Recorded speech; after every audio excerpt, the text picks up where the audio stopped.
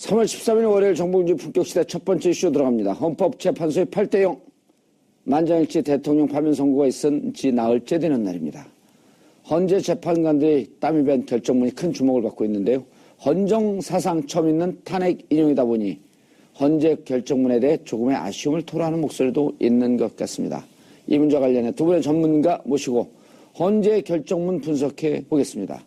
고재열 시사인 기자님 자리하셨습니다. 네, 안녕하십니까. 예, 어디가 있다 이제 나타나셨어요. 헌재 결정할 때는 마감 중이었어요. 앉을지 않고 도망갔어요. 아닙니다.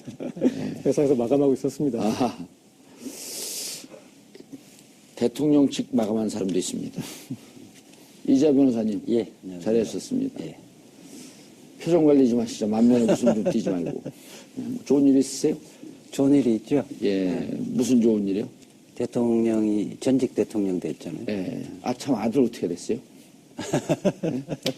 왜 방송 중에? 예, 서울대 총장실에서 데모하다가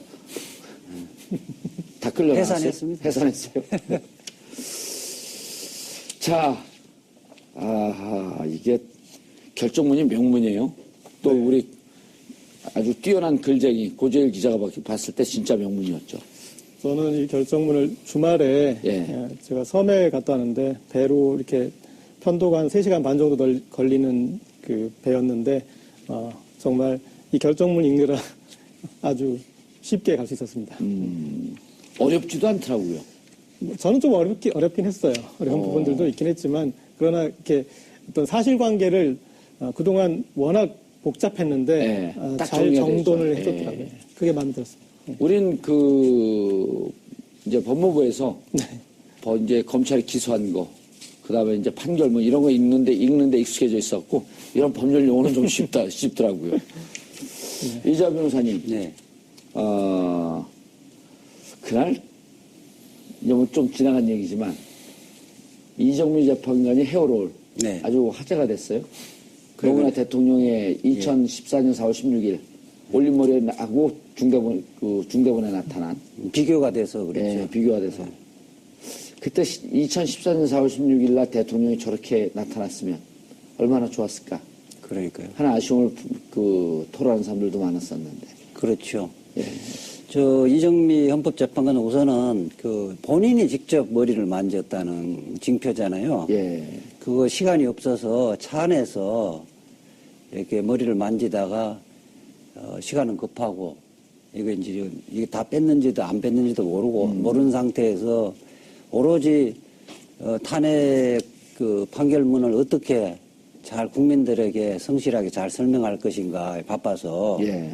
이제 이게 롤이 이제 2개가 있어서 그게 아마 지금 헌법재판소에서는 탄핵 기념으로 보관한다는 이야기도 있어요. 기사가 나왔어요? 예, 그런 기사가 있어서 그 내부에 검토 중이라고 그러는데 그 헤어롤은 다시 이정미 헌법재판소장 권한대행이 집에 갖다 놨는데 그걸 가져오라. 갖고 와서 보관할지 안 할지 워낙 국민들이 예. 거기에 대해 강렬한 메시지를 인상을 받아서 예. 보관할 것 같아요. 근데 이미 헤어롤이 다른 거하고 섞였을 거 아니에요? 아니 그게 본인은 그건지 알겠죠. 본인은 알겠죠. 예. 본인 스스로는 좀 민망하기도 했을 텐데. 그래서 기자들한테 네. 그 사진을 내려달라고 당일날 부탁을 했는데 그렇게 일파만파 커질 줄 몰랐다는 거죠. 너무 창피하니까 좀 내려줘라 사진을. 그런데 그게 국민들한테 그 큰 감동을 줬을지. 그 언론도 다 나왔으니까. 4월 16일 박근혜 대통령은 어쨌든 본인 말로는 3시에 예. 위중한 상황을 알았는데 그때 또 머리까지 하고 예. 그렇게 하고 또 뭐 바로 또 가려고 그랬는데 경호에 의전 준비가 안 됐다고 또 지체하고 3시에 알고 실제 중대본에 나타난 건 5시 15분 정도에 예. 됐잖아요. 학생들은 죽어가고 있는데 2시간 15분 동안 의전이 뭐 그렇게 학생들의 생명보다 중요하다고 생각한 거 아니에요. 그렇죠. 자, 그런데 오늘 보충 김희수 이진성 예. 재판관의 보충 의견서, 예. 보충 의견서를 통해서 3시에 알았다라고 하는 것도 거짓말이다라고 하는 것을 샅샅이 그렇죠. 우리 이재하 예. 변호사께서 예. 밝혀주겠다. 예. 기대하시라. 예. 자, 고재호 기자님. 네. 오늘 퇴임사도 또 명문이에요. 네. 어떤 내용이 있었나요? 우리가 박근혜 정부의 박근혜 최순실 국정농단을 통해서 대한민국의 시스템이 예. 붕괴된 과정을 봤는데 헌법재판소를 시작으로 시스템이 다시 서는 것을 다시 우리가 확인하는 것 같습니다. 그러니까 국민의 분노가 그 힘을 가지고 몰아쳐서 갑자기 혁명식으로 하는 게 아니라 기존에 있는 시스템을 바탕으로 우리가 화가 나고 정말 지겨웠지만 질렸지만 기다려서 어떤 시스템을 활용해서 어떤 그 복원하는 그 역할을 했는데 예. 그런 문제의식들이 이번 퇴임사에도 나타났던 것 같습니다. 제가 조금 이제 간단하게 한 부분만 읽어보면 우리가 현재 경험하고 있는 통치 구조의 위기 상황과 사회 갈등은 민주주의와 법치주의 그리고 인권 보장이라는 헌법의 가치를 공고하는 과정에서 겪는 진통이라고 생각합니다.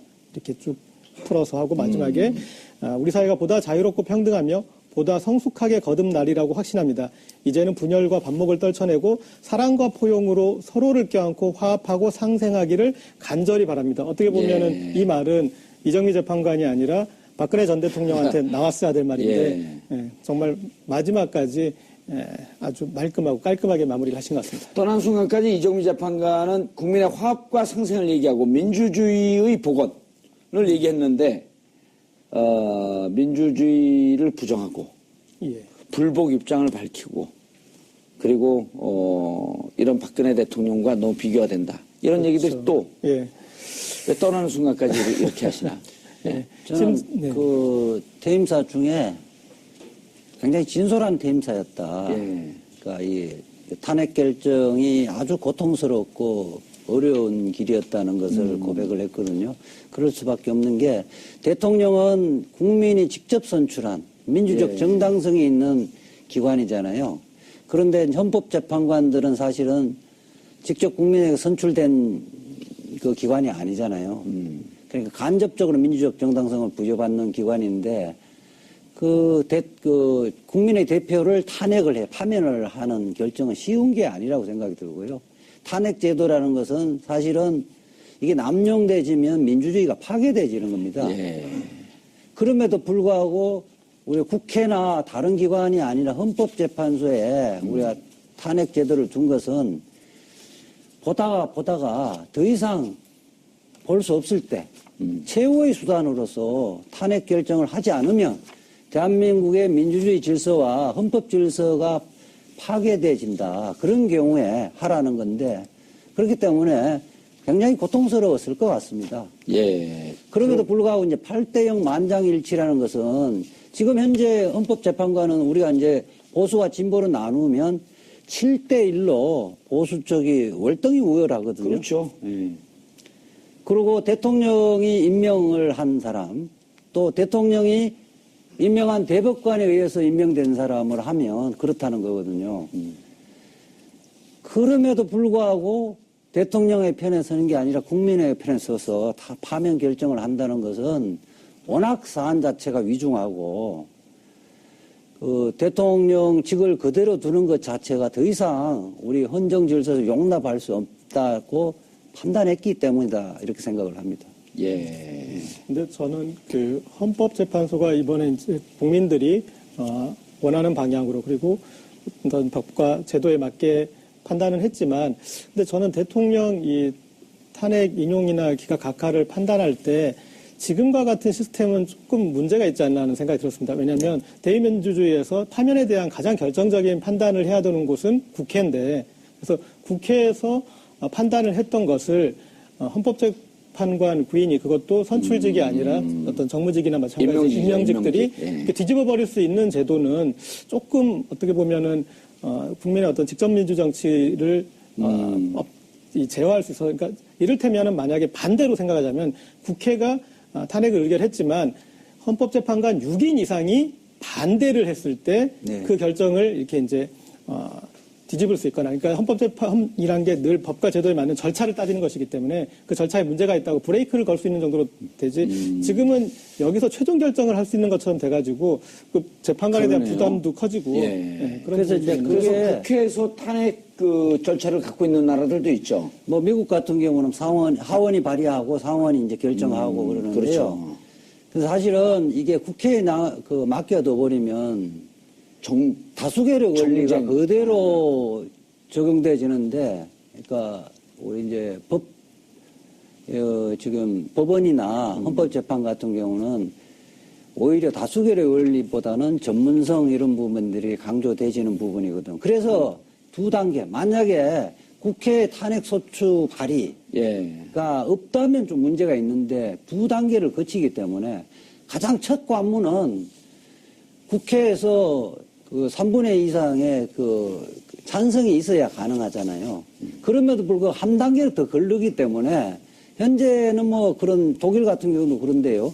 입법 예상은 큰 문제가 없는데 문제는 헌법재판관들의 구성 자체가 그 대통령 3명, 대법관 3명, 국회 3명인데 대통령과 대법관이 3명이 뽑는 것이 비교법적으로도 우리 같은 경우 너무 졸속적으로 돼 있다. 이런 지적이 알겠습니다. 있습니다. 이재 변호사님. 네. 이제 탄핵 사유를 좀 구체적으로 짚어볼 필요가 있겠는데요. 네. 어쨌든 뭐 절차상에 그 하자나 문제 제기했던 거 뭐 8명이 해서 되냐 이게 이렇게 묶어갖고 각기 사안이 있는데 13개를 묶어서 표결하는 게 맞냐라고 하는 것은 다 의미가 없다고 이제 애초부터 의미가 없었고요. 의미가 없다고 기각을 했고 공무원 임명 남용권 기업 공무원 제도의 본질을 침해했다는 거 일단 기각시켰고요. 네. 그다음에 언론의 자유를 침해했다는 것도 기각시켰고 네. 이게 아쉬운데 이제 세월호 사건에 대한 생명권 보호 의무와 직책 성실 의무 위반의 점에 대해서도 네. 기각을 했고 결국은 최순실에 대한 국정개의 허용과 직권 남용만 인용을 한 거거든요. 예, 권한 남용. 예, 권한 남용 부분에 예. 대해서 자, 권한 남용 중에서도 좀 특이한 게 네. 이렇게 나타난 것을 밝혀질 수 있음에도 불구하고 지속적으로 은폐하고 덮으려고 했다라고 하는 얘기가 무척 강조가 됐거든요. 네, 네. 그게 무슨 의미일까요? 일단 대통령이 임명한 검사, 예. 검사에 의해서 밝혀진 사실이거든요. 사실이면 더군다나 정쟁의 반대쪽 사람이 조사를 했던 것이 아니라 예.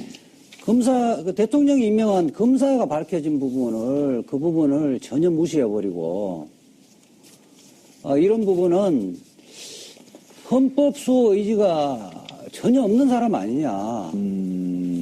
이것은 뭐 헌법재판관들이 일단 수사 기록을 보고 몇 사람, 이 26명의 정인을 해서 다 들어보니까 금방 판단할 수 있는 문제인데, 예.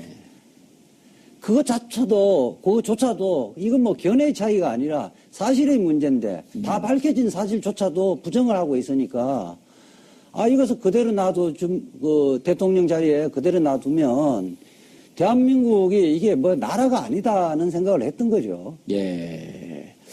고재열 기자님, 아까 이제 그 재밌는 말씀을 하셨는데, 전체적으로 사건이 복잡한데, 네. 최순실의 국정개혁 허용과 권한남용, 이거를 쭉 열거한 것을 사례별로 봤더니 8개 정도 사안을 얘기를 해요. 네네. 우리가 방송을 하면서도 우리도 상당히 디테일하게 알았다고 생각을 했는데, 저희가 파악한 것보다 훨씬 깊게 들어가서. 저도 놀랐습니다. 예. 놀랐어요? 예. 저는 깜짝 놀랐어요. 8개를 다 하고, 이렇게 최순실 국정개혁 허용과 권한 남용이 있다. 네. 그 다음에 이제 정리한 게, 그럼 이러한 행위가 헌법과 법률에 위배되는지 보겠다. 예. 이러고 정리를 했다고요? 예. 그 부분이 이제 우리가 흔히 하는 말로 빼박캔트죠. 그러니까 그리고 뭐요? 빼박캔트. 빼박캔트. 빼도 박지도 못할 정도로 확실하게 이렇게 이제 했을 때 이제 그런 말을 쓰거든요. 모르셨습니까? 몰라요. 캔트는 할 수 없다. 예. 빼박캔트. 네. 그런 뭐 인테리어인 줄 알았어요. 빼박캔트. 그런 상황이 됐는데 저도 이렇게 앞에 이 이제 판결문 읽을 때 그러나 네, 이렇게 네, 세 번 네, 나올 동안에 네, 네. 근데 예전에도 보면은 뭐 통합진보당 해산할 때나 그러니까 결론과 달랐던 부분들을 먼저 이렇게 짚고 넘어가는 부분이 있지 않습니까? 네, 네. 그러니까 저도 이제 사전에 그런 것을 알고 있었기 때문에 좀 각오를 하고 있었기 때문에 한두 개 정도의 이제 그러나는 나올 줄 알았는데 3번 정도 이어지면 세월호 7시간까지도 그러나 이것이 탄핵 어떤 소추의 사유는 아니다라고 이렇게 가면서 네. 정말 말씀하셨지만 심장이 쫄깃해졌었는데 네. 그런데 마치 이 대형 슬러거가 큰 한방을 위해서 가볍게 이제 자기가 원하는 볼로 유도하기 위해서 헛스윙을 하는 것처럼 풀카운트 투수리까지 갔어요. 네, 이제. 만들어 놓고 거기에 정말 절묘하게 사실과 그다음에 여러 가지 법 위반과 그리고 그 법에서의 어떤 그 마지막 이제 이 파장까지 모든 걸 다 뭉뚱그려서 절대 이 경고함을 도저히 깨트릴 수 없을 정도의 어떤 그 부분을 만들어냈다고 저는. 예. 이재 변호사님, 저는 피청구의 이런 행위가 헌법과 법률에 위배되는지를 보겠습니다 하고 예. 헌법, 국가공무원법, 공직자윤리법을 위반하고 기업의 재산권 침해, 기업 경영의 자유 침해, 예. 국가공무원법의 비밀 엄수 의무를 위배한 것입니다. 여기까지 우리가 예측을 했어요. 네. 여기까지. 예. 그러니까 이게 법률 위반, 헌법 위반했다. 그런데 지금까지 범법 행위가 피청구인을 파면할 정도로 중대한 것인지 관하여 보겠습니다. 네. 여기서부터 소름 돋더라고요. 그렇죠. 그러니까 우리가 탄핵의 요건이 예. 법률과 헌법과 법률의 위반이 있었고 예. 그것만 갖고는 탄핵할 수 없다. 뭐 약간 법률과 헌법은 분명히 위반했고. 예, 그 부분은 분명히 했고 그 위반의 정도가 예. 어느 정도 과한지.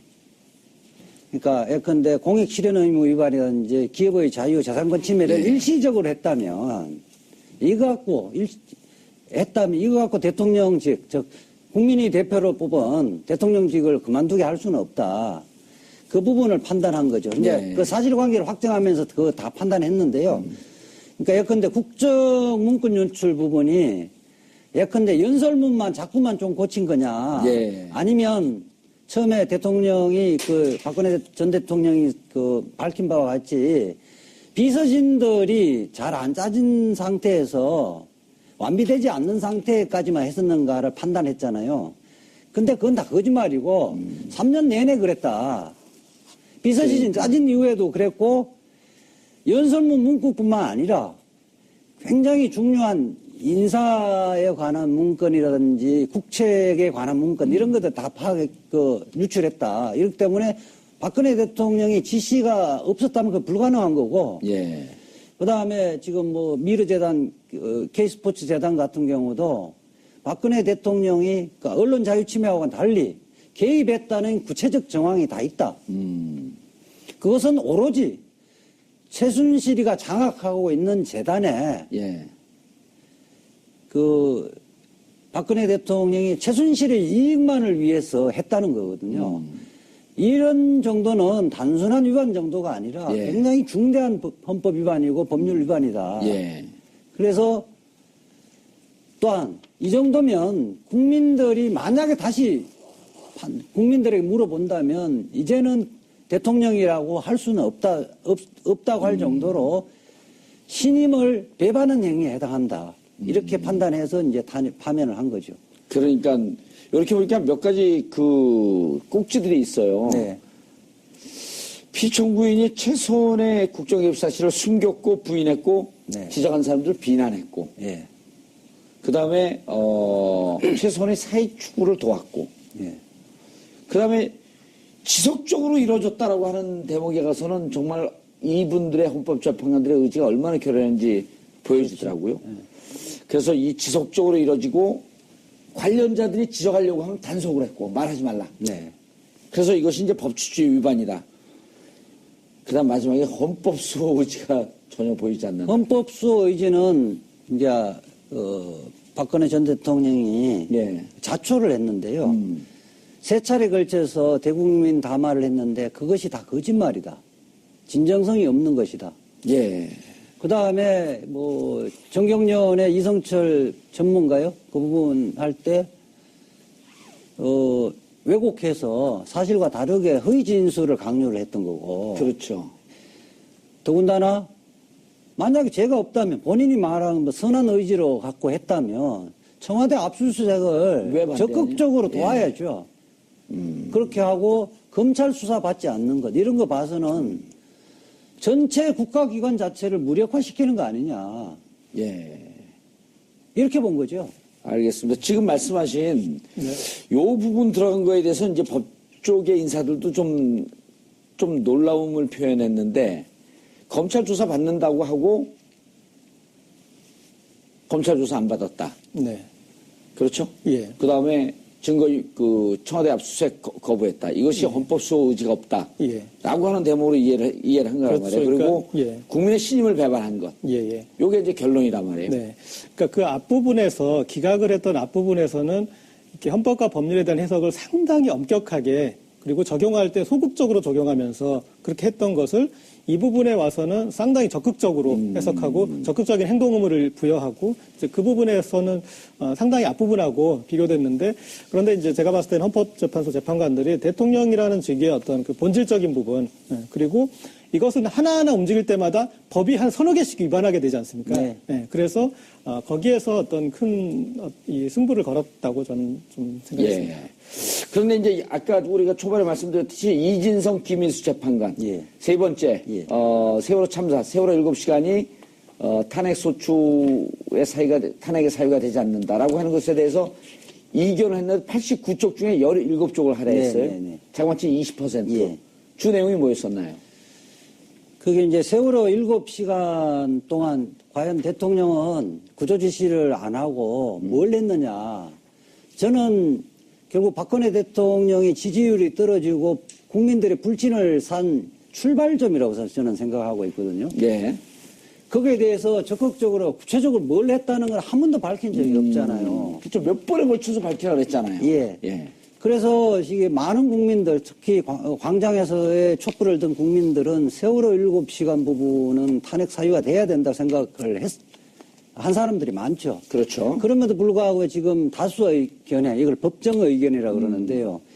이거는 세월호 7시간에 과연 대통령이 성실한 직책 수행을 했는지 문제가 사법심사의 대상이 되느냐, 네. 되지 않는다고 판단했습니다. 성실성이 추상적이기 때문에. 무엇이 성실한 것인지, 어느 정도로 해야 성실을 다한 것인지, 이런 부분이 추상적이고 모호하기 때문에 사법심사의 대상이 되지 않는다고 판단을 했는데요. 그 논리는 말이 안 되는 게 국가공무원법의 대부분의 공무원들은요. 성실 의무 위반이 징계의 대상입니다. 공무원들은. 예. 근데 왜 대통령은 이제. 그래서 공무원은 성실 의무 위반하더라도 징계되지 않는다는 예외 규정은 없어요. 그 이진성 재판관하고 김인수 재판관님은 왜 똑같은 법률을 대통령이라고 차별하느냐. 아하. 그건 말이 안 된다. 예. 그냥 단순히 성실 의무 위반, 그러니까 성실 의무 위반이 사법심사의 대상이 안 되는 것이 아니라 구체적으로 성실 의무 위반했느냐, 그렇지 않느냐 판단의 문제다. 그렇게 세월호 7시간 동안 다 판단하면서 이 성실 의무 위반 맞고 대통령은 적어도 그 10시에 보고를 받은 상태에서는 청와대 상황실에 가서 진디주의를 했어야 되는데 불구하고 관저에서 예. 아무것도 하지 않았다. 이것은 성실한 직무 집행을 하지 않은 것이기 때문에 징계 사유는 되는데, 예. 그러니까 말하자면 법률 위반은 되는데, 근데 이것은 의식적으로 구조를 포기하거나 방기한 것이 아니어서 파면 사유가 되진 않는다. 예, 일반 공무원들하고는 달리 국민에 의해서 선출된 대통령을 이 정도 갖고는 파면할 수는 없는 거 아니냐. 예. 이렇게 판단했던 거죠. 저는 이제 이 두 분의 의견이 기본적으로 맞다고 생각을 해요. 예. 만약에 다수 의견처럼 실제 이제 수사를 해버리면 7시간 동안 무엇을 했는지가 밝혀질 겁니다. 검찰 수사를 하면. 이제 시중에서 추측하고 있는 예컨대 그 시간에 성형수술을 했다든지 예. 만약에 그렇다면 다수 의견도 그럼 파면 사유로 삼지 않을 것인가? 그렇게 하면 국민들의 법 감정에 너무 동떨어진 판단이라는 거죠. 그래서 사법심사의 대상은 되나? 그리고 성실 의무 위반은 맞는데 맞지만 이것만으로 파면하기에는 공무원들하고는 좀 다르기 때문에 예. 그렇게 판단하는 게 옳았다 이렇게 생각합니다. 예. 고 기자님, 근데 두 분이 이제 보충 의견을 냈다라고 하는 것은 나머지 6명은 그러니까 만약에 이것이 나머지 6명도 여기에 대해서 세월호 7시간이 성실성 의무를 위반했고 지금 이재화 변호사가 지적했던 이제 그런 문제가 있었다라고 하는데 동의가 됐다면 네. 8대5로 만장일치로 갔는데 이 두 분은 이것도 파면하자. 공무원의 성실성 의무 위반이고 이런 사고가 또 발생됐을 때 국가 지도자가 뭐 성실하지 않은 것 같고 처벌하지 않는다면 어느 국가 지도자가 성실하게 임무 수행을 다하겠냐라고 하는 이런 절절한 내용들이 배어 있거든요. 예. 근데 6명이 그거 좀 아니지 않냐 성실성 문제가 있긴 하지만 이거 갖고 파면하면 하게 되면 나중에 논쟁이 있지 않냐라고 하는 6명의 의견을 따른 것으로 보이는 거죠. 그렇죠. 이제 여기에서 만약에 그러니까 특검 수사가 같이 진행되면서 뭐 세월호 7시간 이내 혹은 그 7시간 전에 아침이나 그 전날 어떤 미용 시술이 있어서 그것 때문에 이런 식으로 이렇게 안 됐다라는 것들이 증명이 됐거나 확연하게 밝혀졌으면 그러면 이제 성실성 의무에 앞에 중대한이 붙겠죠. 중대한 성실성 의무를 했다. 그래서 이제 이것도 탄핵 사유로 됐을 부분은 좀 있을 것 같습니다. 그런데 어쨌든 특검에서 이것이 밝혀지지 않았으므로 이걸 들고 들어가게 되면 논쟁의 여지가 있을 수 있겠다. 그래서 그 부분에서 어떤 이제 아쉬움이 있지만 그러나 뒤에 두 분이 정말 조목조목 그리고 뭐 특검 수사는 사실은 이렇게 세월호 7시간이 중점 수사 대상은 아니었지 않습니까? 초반에 그렇죠. 삼성과 뇌물수수 부분, 그 다음에 이화여대 입시 비리, 그리고 또 중간에 블랙리스트가 나왔고요. 블랙리스트, 문학의 블랙리스트. 요게 이제 세 축이었고 한 텀을 마친 다음에 이제 그 뒤에 추가 조사를 하다 보니까 특검에서는 오히려 이거에 비해서는 이제 많이 안 나왔는데 이 헌법재판소의 전략은 그러지 않았습니까? 처음에 이제 하나하나를 물어서 들어가는 게 아니라 세월호 7시간은 어떤 대통령으로서 국민의 생명권 보호를 지키지 않은 사안으로 지금 의심받으니까 그거에 대해서 해명서를 가져와 봐라. 이거는 그러니까 우리가 하는 것들에 대해서 당신들이 방어할 입장이 아니라 그 7시간을 어떻게 보냈는지 당신들이 설명을 해야 된다. 그래서 가져왔는데 이건 충분한 해명이 아니다. 다시 또 몇 차례 지적을 했죠. 그렇게 해서 그래서 그냥 바다만 보나 했는데 여기서 쭉 내용을 보니까 엄청난 사실의 재구성을 했었다고 볼 수 있을 것 저는 같습니다. 이걸 보면 탄핵 사유로 삼지 않은 거와 삼은 거에 가장 결정적인 차이는 뭐냐면요. 검찰 수사 기록이 있는 부분은 탄핵 사유로 삼았고 수사 기록 아직 수사를 하지 않는 부분은 다 기각을 한 거예요. 그러니까 언론의 자유 그다음에 공무원권, 임명권 남용 이 문제는 본격적으로 수사가 안 됐거든. 세월호 그렇죠. 7시간도 본격적으로 수사를 안 됐기 때문에 수사를 했는데 결과를 시술 기록을 찾으려고 특검이 노력했지만 못 찾은 거 아니에요. 그러니까 시간적으로 말하자면 본격적으로 그 수사는 아직 안 들어갔다고 봐야죠. 그렇기 때문에 언론의 자유 문제라든지 언론의 자유를 침해를 한 것은 분명한데 그다음에 공무원권, 임명권을 남용한 것은 분명한데 과연 대통령이 그 부분에 직접적으로 관여했는가는 증거로서 명확하지 않다고 해서 그 탄핵 사유로 삼지 않았거든요. 이것이 만약에 수사가 됐다면 그 디테일한 부분에 대해서 관계자의 진술과 압수물에서 그 부분의 퍼즐이 연결되어집니다. 그렇기 때문에 근데 이제 이 헌법재판관들은 증거에서 빼도 박도 마도 명확한 게 있는데 굳이 그런 걸 갖고 탄핵 사유로 삼으면 나중에 빌미를 제공할 수도 있다. 이런 생각을 했던 것 같아요. 제가 아까 그 얘기 한 거예요. 그래서, 제 얘기도 좀 존중해 주세요. 그러니까. 그 차이를 결국은 수사기록, 검찰 수사기록에 의해서 밝혀진 사실이냐, 그렇지 않는 사실이냐. 그 차이예요. 그 수사를 하지 않고 정인들을 불러갖고는요, 미세하게, 여러 말하자면 퍼즐과 퍼즐에서 구멍이 나 있는 부분을 다 만들어내기는 어려워요. 그래서 저는 세월호 7시간 문제는 이제 본격적으로 검찰 수사를 하기 때문에 결국 당일날 적어도 그 아침 9시 40분부터 그 중대본에 출발하려고 했던 3시까지 구체적으로 거기에서 지금 관저에서 무엇을 했느냐가 밝혀지면 비록 그걸 갖고 다시 탄핵 사유는 삼을 수 없지만은 역사적 평가는 달라진다. 이렇게 보고 있습니다. 그리고 고 기자님 여기 보면 이제 재밌는 게 정상 근무했다면 이 위급한 상황을 인식을 했다. 그럼 확인만 했으면 인식을 했다. 보고 받은 게 구조가 많다고 하는데 벼랑 한 2시간 만에 2배가 늘었으면 이게 왜 이러지? 그리고 확인만 했으면 확인이 됐을 건데 그래서 당신은 성실하게 임무를 수행하지 않았다. 이런 내용인데 재밌잖아요, 이게. 왜 출근 안 했니? 그리고 그런데 이제- 공기자님 제가 하나 여쭤볼게요. 네. 이재화 변호사가 말을 잘하는 스타일은 아니에요. 내용은 좋지만. 근데 지난 우리가 10일날 탄핵할 때 예. 1부에 나왔는데 자기가 막 시끄럽고 못 알아들었고 내가 3부에 뭔 말을 했는지 버벅거리고 하나도 못 알아들었다 그러는데 그 방송을 듣고 또 나한테 와서 오늘 공격을 해요. 뭐 저런 변호사가 다 있어. 앞에서 디스를 하십니까?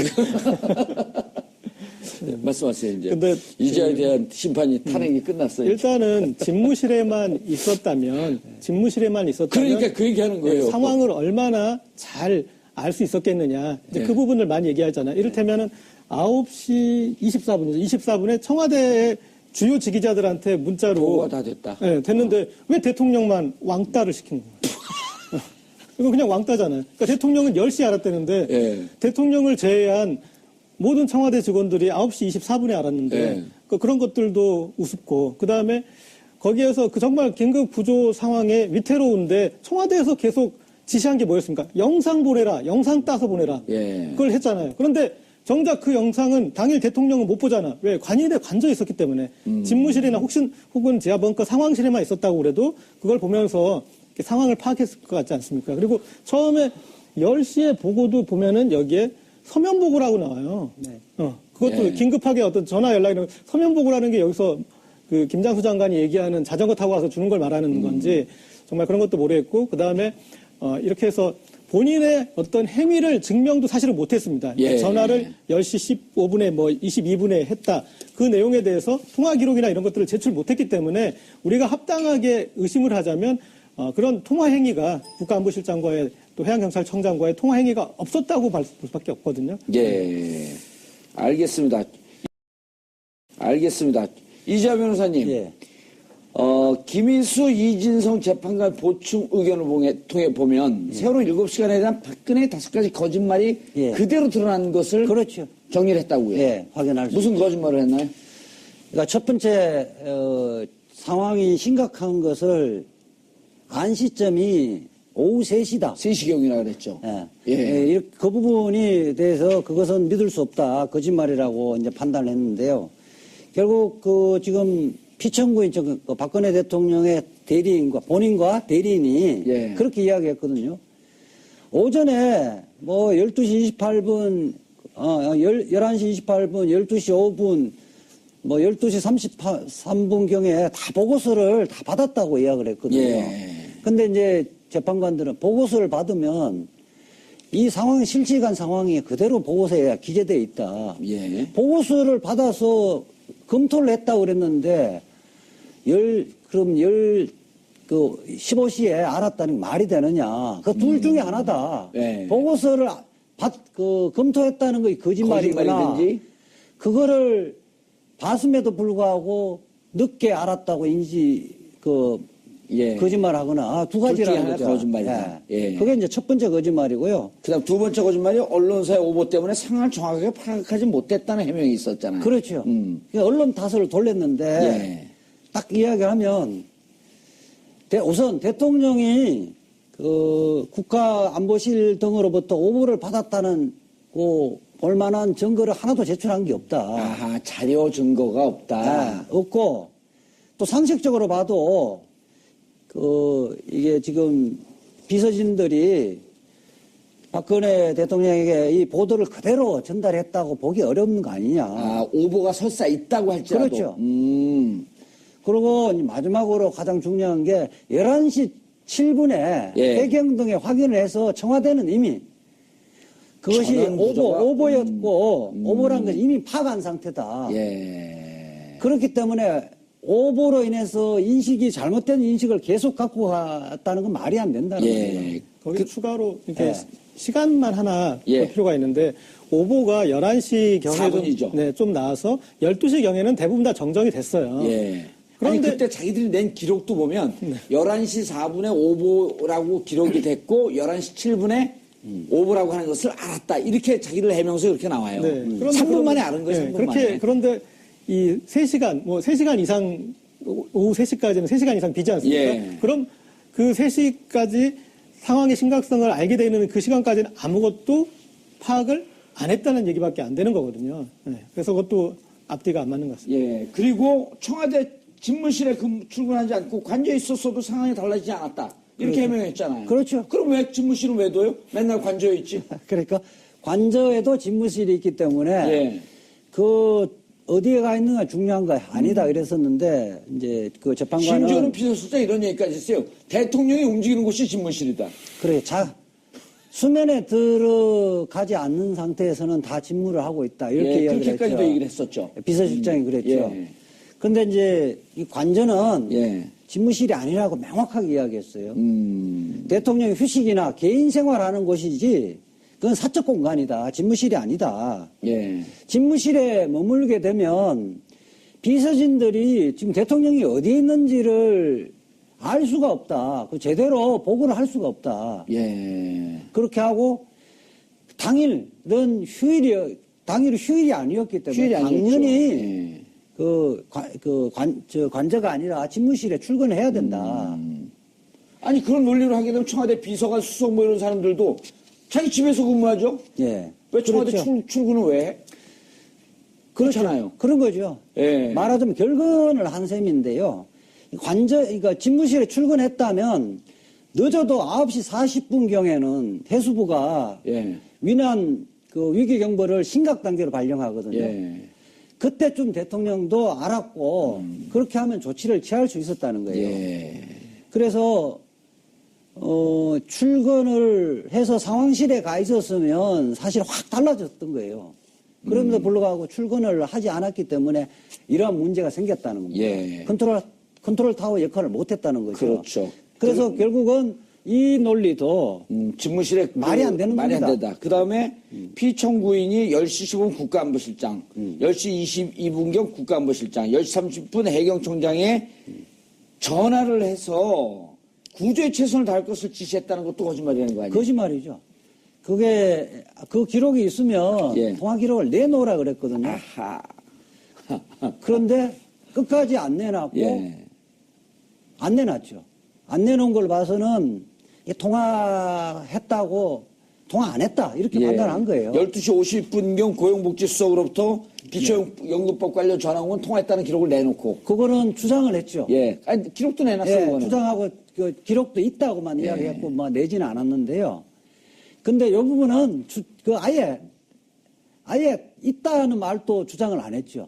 통화 기록이 있다는 주장도 못 한 거예요. 주장도 안 했고. 결국은 통화 기록이 없다는 것은 통화한 통화하지 것은 않았다. 예. 거짓말이라는 거예요. 여기 하나만 거기에 예. 하나 지적하면은 해경청장한테 하면서 뭐 특공대를 동원해서라도 구하라는 지시를 내렸다고 그러는데 예. 이미 그 통화 전에 해경청장 특공대 거기에 가라고 지시를 내린 상태. 그러면은 그거는 거꾸로 돼야지 맞죠. 그러니까 통화를 했다라면 해경청장한테 특공대를 현장에 보냈다는 보고를 받았다라고 해야지 그게 맞는 건데 그렇죠. 대통령이 지시를 내렸다라고 예. 이미 한 거에 대해서 그렇게 돼 있다라는 것도 이제 논리적으로 그게 지금 논리적으로 예. 앞뒤가 안 맞는 안 게 맞는 해경청장 통화했을 때 지금 어떻게 대처하고 있습니까? 이렇게 물었을 거 아니에요, 먼저. 그렇죠. 아, 그럼 내가 지금 특공대 투입해서 이미 투입했습니다. 그러니까, 아, 예, 알겠습니다. 그러니까 특공대를 투입해서라도 구조에 만전을 기하세요. 아, 지금 했다니까요. 그러니까 특공대를 투입해서 구조에 만전을 기하세요. 투입했다니까요. 뭐 또 원래 남의 말을 잘 안 듣는 분이니까. 그게 10시 30분에 해경청장하고 통화를 해서 특공대 투입하라 그랬는데 예. 그 기록도 없고요. 없죠. 10시 25분에 청와대가 해경청장하고 통화 기록은 나왔어요. 예. 그 나왔는데 그렇다면 선회를 하면 건물에 통화했다. 그 직전에 통화를 해서 대통령이 지시를 받고 통화했다고 선회를 하더라도 거기에는 특공대 투입을 지시를 전달받거나 그 지시 이행 상황을 점검하는 내용이 하나도 없었다는 거예요. 그렇기 때문에 그 전에 직접적으로 지시한 거. 해경청장에 다이렉트로 전화를 하지 않더라도 그 비서진들에게 그렇게 전달하라고 했다고 하더라도 예. 그렇게 하려면 청와대 비서진들이 해경청장하고 통화를 하면서 그 내용을 이야기해야 되는 거 아니에요. 그 내용이 하나도 없다는 거지. 자, 그러면 그리고 이것도 뻥이다. 마지막으로 대통령으로서 해야 할 구조 지시를 다 했다. 예. 는 해명도 거짓말이다. 그러니까- 이제까지 종합해보면 다 거짓말인데 뭘 이걸 또 정리를 해. 아니, 그건 뭐냐면요. 아니, 한 명의 인명피해도 없게 샅샅이 뒤져서 구조의 만전을 다해라. 예. 이렇게 지시를 했다고 그랬잖아요. 예. 그 지시의 사실이라 하더라도 그 헌법재판관이 보는 거는 그거는 하나만한 한 이야기다. 원론 이야기고 그거는 아무런 의미 없는 이야기이기 때문에 이거는 대통령이 지시했다고 도저히 할 수가 없다는 거예요. 예. 교훈적 의미가 하나도 없다. 예를 들어 이런 거 이재화 변호사 여기 오늘 나와갖고 패널로 나와주세요. 그러면서 제가 지시합니다. 이재화 변호사 패널로 나오면 말씀을 하세요. 예? 성실하게 말씀을 하세요. 그게 지시하는 거예요. 그 내용을 조금 구체적으로 보면요. 이 내용에는 이 부분에 급박한 위험에 적절히 대처할 수 있는 어떠한 구체적 내용도 담겨 있지 않다. 그다음 이 지시에는 현장에 구체적으로 어떤 문제가 있는지에 대한 인식이 전혀 없다. 어느 해법을 강구할지에 관한 어떤 고민도 담겨 있지 않다. 예, 영혼 없는 얘기였다. 예. 그거는 그 지시라고 도저히 할 수 없. 그러니까 저도 옛날에 방송에서 이야기했는데 대통령이 무슨 일을 해야 되고 그 자리가 무슨 자리인가를 알 수가 없다는 것을 여기 드러낸 거죠. 예. 아니, 그 전에 이런 재밌는 내용이 있어요. 이렇게 지시한 거, 예. 그러면 이런 거거든. 동쪽에서 했던다라고 하는 얘기랑 똑같다는 거예요. 그럼요. 뭐 씨나라 까먹는 소리죠. 쉽게 얘기해서. 예. 위 내용은 지시받는 자에게 매우 당연하고 원론적인 내용으로서 급박한 위험에 적절히 대처할 수 있는 어떠한 지도적 내용도 담고 있지 않다. 그럼요. 그러니까 아무것도 아니라는 거죠. 하나만한 네. 지시. 자, 이렇게 5가지 거짓말을 했는데 거짓말 갖고 대통령 또 이거 고발할 거예요? 거짓말했다 이런. 아니 거짓말 갖고는 아닌데요. 예. 결국 그 특검에 예. 시민단체 4.16 연대하고 시민단체가 예. 고발을 했는데 특검이 이첩을 했습니다. 검찰이 이 부분을 이어받아서 수사할 거로 보고요. 헌법재판소의 보충 의견은 예. 지금 굉장히 구체적이어서 검찰 수사에 상당히 도움이 될 거로 봅니다. 알겠습니다. 헌재 결정문 분석 우리 이재화 변호사님 모시고 말씀 들어봤습니다. 그 사례별로 봤더니 8개 정도 사안을 얘기를 해요. 네네. 우리가 방송을 하면서도 우리도 상당히 디테일하게 알았다고 생각을 했는데 저희가 파악한 것보다 훨씬 깊게 들어가서 저도 놀랐습니다. 예. 놀랐어요? 예. 저는 깜짝 놀랐어요. 8개를 다 하고 이렇게 최순실 국정기획 허용과 권한 남용이 있다. 네. 그 다음에 이제 정리한 게 그럼 이러한 행위가 헌법과 법률에 위배되는지 보겠다. 예. 이러고 정리를 했다고요? 예. 그 부분이 이제 우리가 흔히 하는 말로 빼박캔트죠. 그러니까 그리고 뭐요? 빼박캔트. 빼박캔트. 빼도 박지도 못할 정도로 확실하게 이렇게 이제 했을 때 이제 그런 말을 모르셨습니까? 몰라요. 캔트는 할 수 없다. 예. 아, 빼박캔트. 네. 그런 뭐 인테리어인 줄 알았어요. 빼박캔트. 그런 상황이 됐는데 저도 이렇게 앞에 이 이제 판결문 읽을 때 그러나 네, 이렇게 세 번 나올 동안에 근데 예전에도 보면은 뭐 통합진보당 해산할 때나 그러니까 결론과 달랐던 부분들을 먼저 이렇게 짚고 넘어가는 부분이 있지 않습니까? 네, 그러니까 저도 이제 사전에 그런 것을 알고 있었기 때문에 좀 각오를 하고 있었기 때문에 한두 개 정도의 이제 그러나는 나올 줄 알았는데 3번 정도 이어지면 세월호 7시간까지도 이 그러나 이것이 탄핵 어떤 소추의 사유는 아니다라고 우리가 가면서 네. 정말 말씀하셨지만 심장이 쫄깃해졌었는데 예. 그런데 마치 이 대형 슬러거가 큰 한 방을 위해서 가볍게 이제 자기가 원하는 볼로 유도하기 위해서 헛스윙을 하는 것처럼 풀카운트 2-3까지 갔어요. 네, 이제. 만들어 놓고 거기에 정말 절묘하게 사실과 그다음에 여러 가지 법 위반과 그리고 그 법에서의 어떤 그 마지막 이제 이 파장까지 모든 걸 다 뭉뚱그려서 절대 이 경고함을 도저히 깨트릴 수 없을 정도의 어떤 그 부분을 만들어냈다고 저는. 예. 이재화 변호사님, 저는 피청구의 이런 행위가 헌법과 법률에 위배되는지를 보겠습니다 하고 예. 헌법, 국가공무원법, 공직자윤리법을 위반하고 기업의 자산권 침해, 기업 경영의 자유 침해, 국가공무원법의 비밀 엄수 의무를 위배한 것입니다. 여기까지 우리가 예측을 했어요. 네. 여기까지. 예. 그러니까 이게 법률 위반, 헌법 위반했다. 그런데 지금까지 범법 행위가 피청구인을 파면할 정도로 중대한 것인지 관하여 보겠습니다. 네. 여기서부터 소름 돋더라고요. 그렇죠. 그러니까 우리가 탄핵의 요건이 예. 법률과 헌법과 법률의 위반이 있었고 예. 그것만 갖고는 탄핵할 수 없다. 뭐 약간 법률과 헌법 분명히 위반했고. 예, 그 부분은 분명히 했고 그 위반의 정도가 예. 어느 정도 과한지 그러니까 예컨대 공익 실현 의무 위반이라든지 기업의 자유 재산권 침해를 일시적으로 했다면 이거 갖고 대통령직, 즉 국민이 대표로 뽑은 대통령직을 그만두게 할 수는 없다. 그 부분을 판단한 거죠. 이제 그 사실관계를 확정하면서 그거 다 판단했는데요. 그러니까 예컨대 국정 문건 유출 부분이 예컨대 연설문만 자꾸만 좀 고친 거냐, 아니면 3월 13일 월요일 정봉주 품격시대 첫 번째 이슈 들어갑니다. 헌법재판소의 8대0 만장일치 대통령 파면 선고가 있은지 나흘째 되는 날입니다. 헌재 재판관들의 땀이 밴 결정문이 큰 주목을 받고 있는데요. 헌정 사상 처음 있는 탄핵 인용이다 보니 헌재 결정문에 대해 조금의 아쉬움을 토로하는 목소리도 있는 것 같습니다. 이 문제와 관련해 두 분의 전문가 모시고 헌재 결정문 분석해 보겠습니다. 고재열 시사인 기자님 자리하셨습니다. 네, 안녕하십니까. 예, 어디가 있다 이제 나타나셨어요. 헌재 결정할 때는 마감 중이었습니다. 앉을지 않고 도망갔어요. 아닙니다. 회사에서 마감하고 있었습니다. 아하.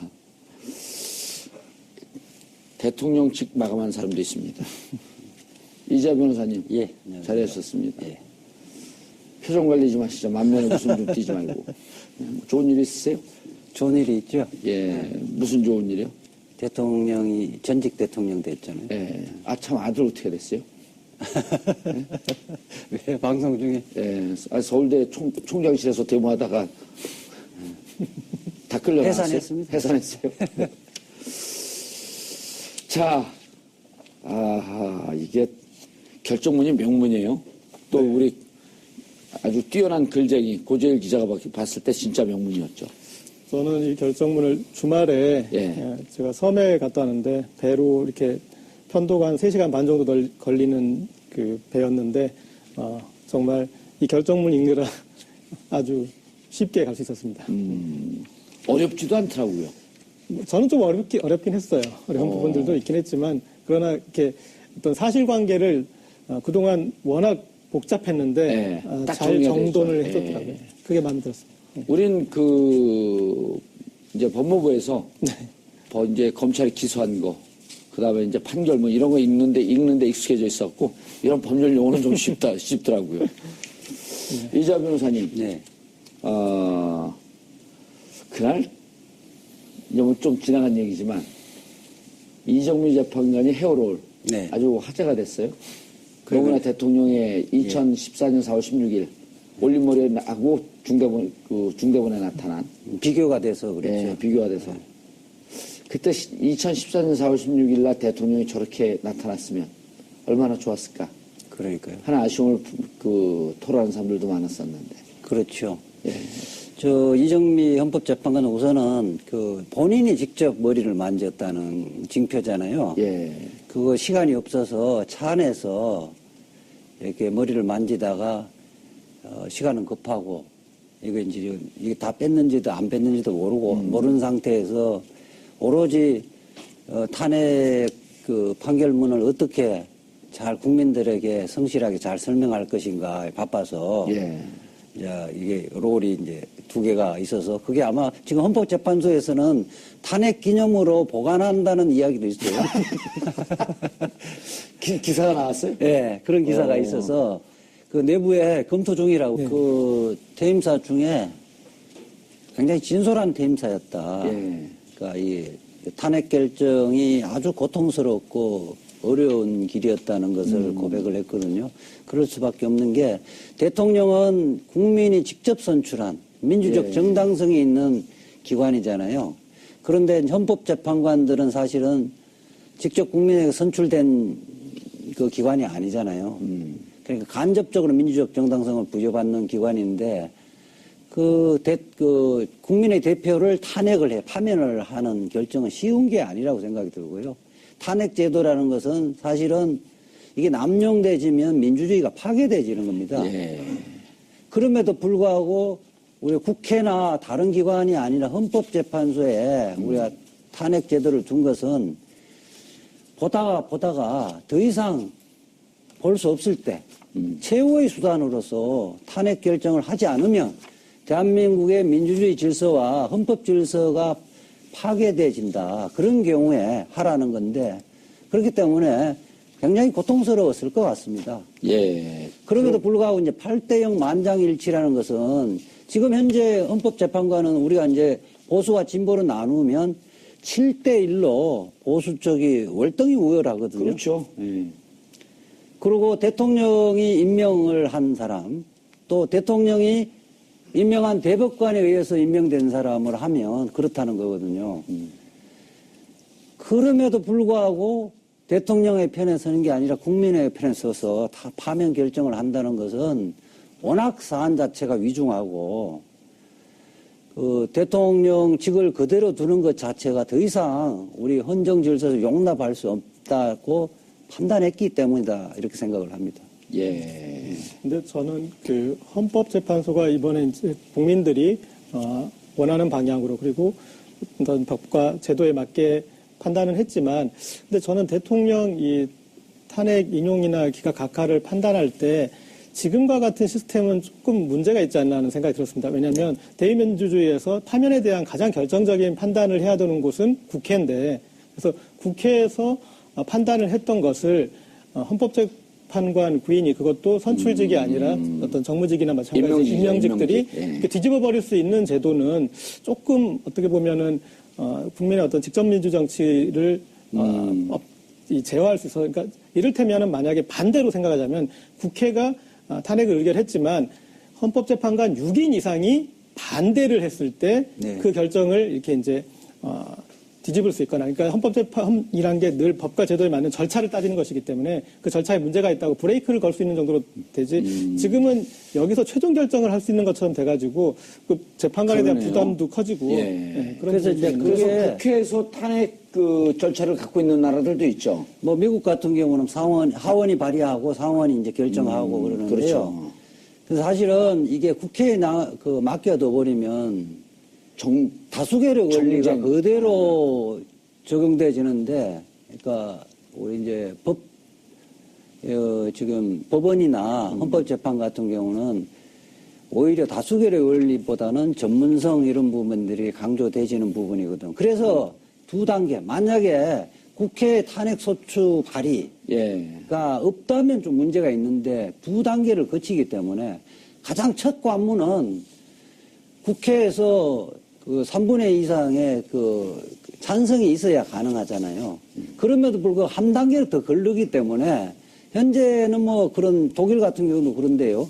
입법 예상은 큰 문제가 없는데 문제는 헌법재판관들의 구성 자체가 그 대통령 3명, 대법관 3명, 국회 3명인데 대통령과 대법관이 3명이 뽑는 것이 비교법적으로도 우리 같은 경우 너무 졸속적으로 돼 있다. 알겠습니다. 이재 변호사님. 네. 이제 탄핵 사유를 좀 구체적으로 짚어볼 필요가 있겠는데요. 네. 어쨌든 뭐 절차상에 그 하자나 문제 제기했던 거 뭐 8명이 해서 되냐 이게 이렇게 묶어갖고 각기 사안이 있는데 13개를 묶어서 표결하는 게 맞냐라고 하는 것은 다 의미가 없다고 이제 애초부터 의미가 없었어요. 의미가 없다고 기각을 했고 공무원 임명 남용권 지역 공무원 제도의 본질을 침해했다는 거 일단 기각시켰고요. 네. 그 다음에 언론의 자유를 침해했다는 것도 기각시켰고. 네. 이게 하셨는데 이제 세월호 사건에 대한 생명권 보호 의무와 직책 성실 의무 위반의 점에 대해서도 기각을 했고, 결국은 최순실에 대한 국정개혁 허용과 직권 남용만 인용을 한 거거든요. 예, 권한 남용. 예, 권한 남용 부분에 대해서. 자, 권한 남용 중에서도 좀 특이한 게 이렇게 나타난 것을 밝혀질 수 있음에도 불구하고 지속적으로 은폐하고 덮으려고 했다라고 하는 얘기가 무척 강조가 됐거든요. 그게 무슨 의미일까요? 일단 대통령이 임명한 검사, 검사에 의해서 밝혀진 사실이거든요. 사실이면 더군다나 정쟁의 반대쪽 사람이 조사를 했던 것이 아니라 대통령이 임명한 검사가 밝혀진 그 부분을 전혀 무시해버리고 이런 부분은 헌법 수호 의지가 전혀 없는 사람 아니냐. 이것은 뭐 헌법재판관들이 일단 수사 기록을 보고 몇 사람, 이 26명의 정인을 해서 다 들어보니까 금방 판단할 수 있는 문제인데 그거조차도 이건 뭐 견해의 차이가 아니라 사실의 문제인데 다 밝혀진 사실조차도 부정을 하고 있으니까 이것을 그대로 그 대통령 자리에 그대로 놔두면 대한민국이 이게 뭐 나라가 아니다는 생각을 했던 거죠. 예. 고시열 기자님, 아까 이제 그 재밌는 말씀을 하셨는데, 전체적으로 사건이 복잡한데, 네. 최순실의 국정기획 허용과 권한남용, 이거를 쭉 그 열거한 것을, 그러는데 그 헤어롤은 다시 이정미 헌법재판소장 권한대행이 집에 갖다 놨는데 그걸 가져오라. 갖고 와서 보관할지 안 할지 워낙 국민들이 예. 거기에 대해 강렬한 그 메시지를 인상을 받아서 예. 보관할 것 같아요. 근데 이미 그 헤어롤이 다른 거하고 섞였을 거 아니에요? 아니 그게 본인은 그건지 이게- 알겠죠. 본인은 알겠죠. 예. 본인 스스로는 좀 민망하기도 했을 텐데 그래서 기자들한테 예, 예. 그 사진을 내려달라고 당일날 부탁을 했는데 그렇게 일파만파 커질 줄 몰랐다는 거죠. 너무 창피하니까 좀 내려줘라 사진을. 그런데 그게 국민들한테 그 큰 감동을 줬을지. 그 외로도 다 나왔으니까. 4월 16일 박근혜 대통령은 어쨌든 본인 말로는 3시에 예. 위중한 상황을 알았는데 그때 또 머리까지 하고 예.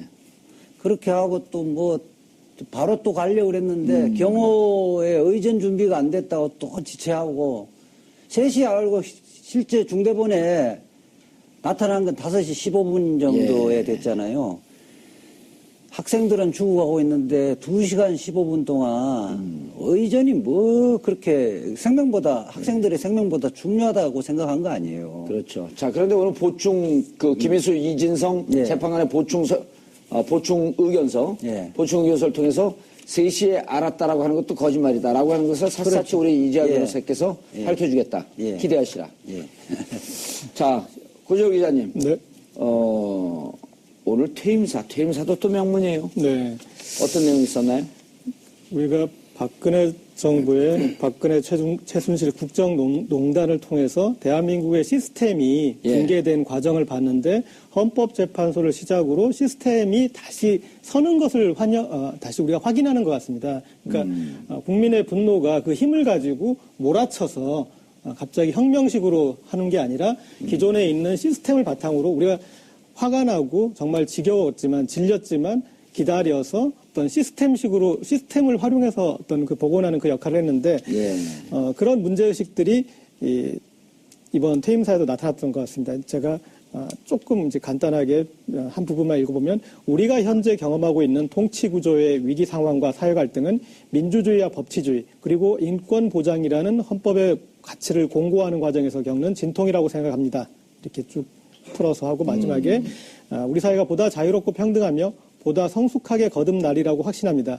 이제는 분열과 반목을 떨쳐내고 사랑과 포용으로 서로를 껴안고 화합하고 상생하기를 간절히 바랍니다. 어떻게 보면은 이 말은 이정미 재판관이 아니라 박근혜 전 대통령한테 나왔어야 될 말인데 정말 마지막까지 아주 말끔하고 깔끔하게 마무리를 하신 것 같습니다. 떠난 순간까지 이정미 재판관은 국민의 화합과 상생을 얘기하고 민주주의의 복원을 얘기했는데 민주주의를 부정하고 예. 불복 입장을 밝히고 그리고 이런 박근혜 대통령과 너무 비교가 된다. 이런 얘기들이 또 예. 왜 떠나는 순간까지 이렇게 하시나. 예. 저는